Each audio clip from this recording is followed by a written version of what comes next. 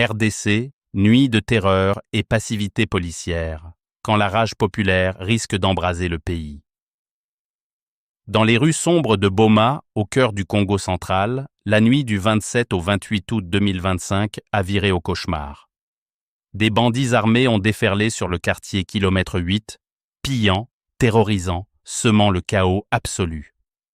La police, absente pendant des heures, n'intervenant qu'à l'aube. Cette inertie a allumé la mèche. Une foule enragée a érigé des barricades, incendié des commissariats, vandalisé des bureaux administratifs. Bref, une émeute populaire. Les affrontements avec les forces de l'ordre ont tourné au bain de sang.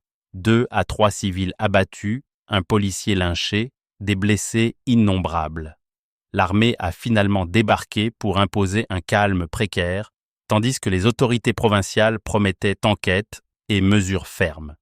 Mais à Boma, port vital de la RDC, l'insécurité n'est pas un incident isolé. C'est une plaie ouverte, nourrie par des suspicions de collusion entre flics et criminels dans une province riche mais délaissée. Et voilà que Junior Bozo-Kazadi, fils d'un ancien président de l'Assemblée nationale Christophe Bozo et commissaire principal de la police, jette un pavé dans la mare. Dans une vidéo virale, il annonce sa démission explosive, dénonçant haut et fort les alliances entre policiers et bandits, ces Kuluna qui terrorisent impunément. Sa sortie fracassante, refusée par la hiérarchie et suivie d'une arrestation, donne raison à la fureur des habitants de Boma qui crient à la complicité institutionnelle. À des centaines de kilomètres, dans la mégalopole bouillonnante de Kinshasa, la terreur frappe de la même lame affûtée. À Mont-Ngafula, la nuit du 27 au 28 août, celle-là même qui a ensanglanté Boma, 70 maisons ont été saccagées dans le quartier Matadi-Mayo. Des ombres masquées ont vidé les foyers, laissant derrière elles une population tétanisée, sans un seul coup de feu policier pour les stopper. Nous vivons dans la peur constante, confie un habitant, écho d'un désespoir collectif. Le bourgmestre promet patrouille mixte et comité citoyen, mais ces mots sonnent creux face à une vague de meurtres et pillages qui submergent la commune depuis des semaines. Pire encore à Selembao, où l'horreur a culminé début août.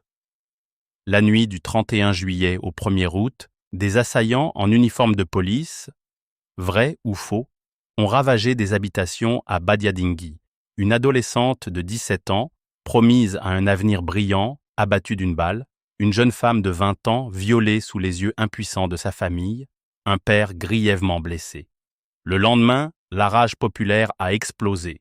Un suspect intercepté, avouant son crime, a été lynché et brûlé vif par la foule. Ces actes de justice sauvage révèlent un abîme. Quand l'État faiblit, le peuple prend les armes, risquant un cycle infernal de vengeance. Et ce n'est pas isolé. Kinshasa croule sous les braquages diurnes et nocturnes. Les gangs Kuluna, ressuscités, malgré les opérations passées comme Ndobo. Même le président Tshisekedi en a parlé en Conseil des ministres, appelant à l'action, mais les faits hurlent l'échec. Ces drames, Boma en flammes, Mont-Ngafula pillé, Selembao ensanglanté, tissent un tableau accablant. L'insécurité ronge la RDC de l'intérieur, bien au-delà des conflits armés de l'Est. Les causes, profondes et vicieuses, la pauvreté qui pousse les jeunes au crime, le chômage qui fermente la rage, la corruption qui mine les forces de l'ordre, ces uniformes suspects à Selembao, ces délais suspects à Boma et maintenant la voix d'un insider comme Junior Bozo qui crie au scandale. L'État réagit en pompier, enquête promise, patrouille renforcée, mais sans assainir les racines, sous-équipement policier, urbanisation chaotique, ressources détournées vers l'Est. Les impacts? Dévastateurs, morts inutiles, traumatisme collectif, économie paralysée, confiance pulvérisée. Politiquement, cela ébranle la passivité de l'exécutif, alimentant un feu qui pourrait embraser d'autres villes. Alerte rouge, la sécurité intérieure de la RDC n'est plus une forteresse, mais un château de cartes.